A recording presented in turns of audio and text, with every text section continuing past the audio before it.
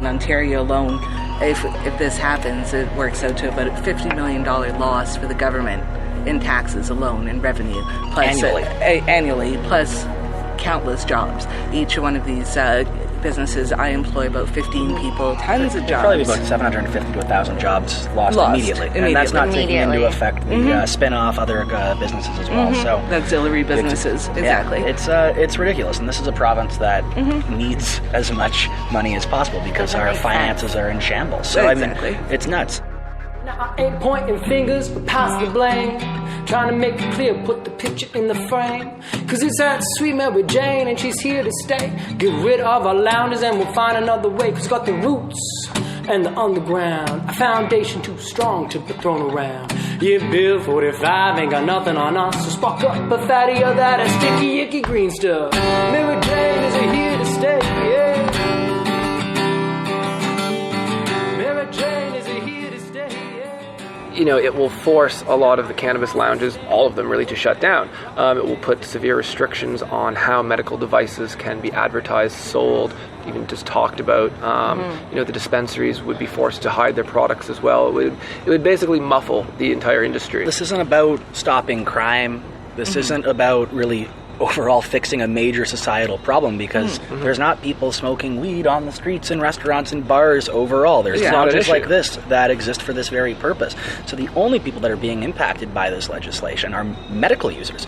And it's really insane that in 2016 that's what's happening. Then we have, at the same time, the government is advocating for safe injection sites for illegal drugs.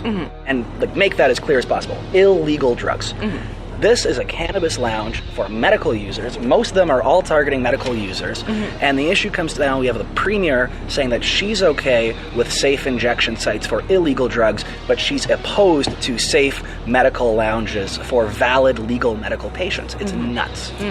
Hi, I'm Jason Braun at Kenway Top Shelf. I work on the floor with patients face to face. They come in here describing their various ailments to me and my fellow bartenders, and we take the time to figure out what strain exactly works for them, right? With Bill 45 coming, it would bring vaporizers to the black market. Let's face it, people will always want something that they can't get, you know what I mean? They will always find a way to get it. So Bill 45 is step one. Step two, Toronto is coming in with legislation for licensing for dispensaries starting in June.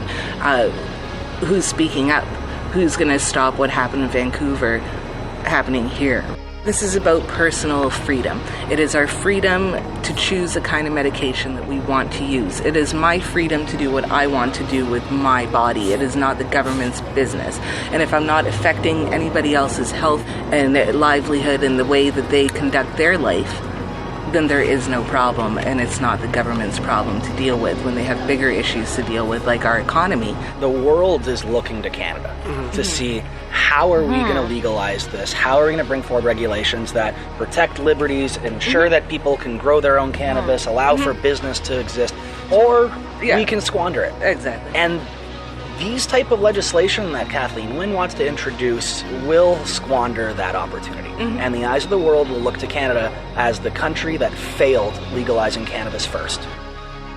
I don't know. We've had an underground scene for quite a while, and I think it's going to be pretty hard to push us around. Because if they do pass the bill, it's we'll find another way. We always have found another way. It's a medicine, first of all. Second of all, vaporizing is not the same as smoking. And as far as combining it with tobacco, it's just not, there's no legitimacy there. Not everybody can smoke in their own place. Yeah. And that's what officials are saying. We'll go medicate at home. Like, why is that a problem? So the reason why that can be a problem is for people that are on welfare or ODSP, or they are renting and they have an unfriendly landlord. That was actually an issue that was brought up multiple times with me. You can't compare smoking a cigarette or somebody vaping a vanilla-flavored e-juice as somebody who is stricken with cancer and is trying to alleviate the significant pain that they're in. You have lounges that are paying taxes, that are keeping EI and CPP and doing it. This is all as legitimate as it can possibly be in terms of business. And it's time for the government to stop treating us like criminals. Because we're not criminals. Because we're operating within a completely legal system. And until they want to change that, they can't be putting forward measures that would just try to shut us down arbitrarily. If they want to say cannabis lounges are illegal, then let's go have that battle. If they want to say that smoking medical marijuana is illegal, then let's have that battle. But certainly don't go and tell medical marijuana users that they can't consume their medication in public. And the Smoke Free Ontario Act has actually made things worse. Now, people can't smoke on our patio out back anymore. We can't provide them with ashtrays. They can't smoke. So we have 20 people on a Saturday standing out front smoking cigarettes while children are walking by and their cigarettes are at hand level.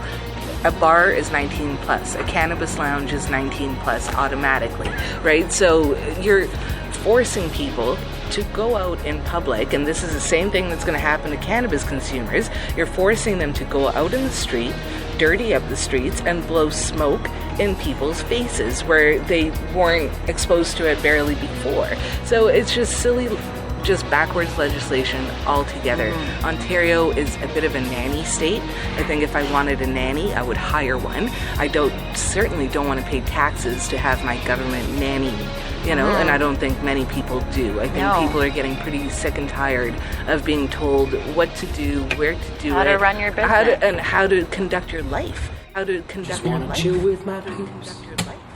The lounges keep us off of the streets, so why you got the beef? We're just looking for a piece of relief. It ain't that far from a bar where you drink till you feel like a star. Now I ain't pointing fingers, but pass the blame. Trying to make it clear, put the picture in the frame. Cause it's that sweet Mary Jane and she's here to stay. Get rid of our lounges and we'll find another way. Cause it's got the roots and the underground, a foundation too strong to be thrown around. Yeah, Bill 45 ain't got nothing on us, so spark up a fatty of that sticky icky green stuff. Mary Jane is here to stay, yeah.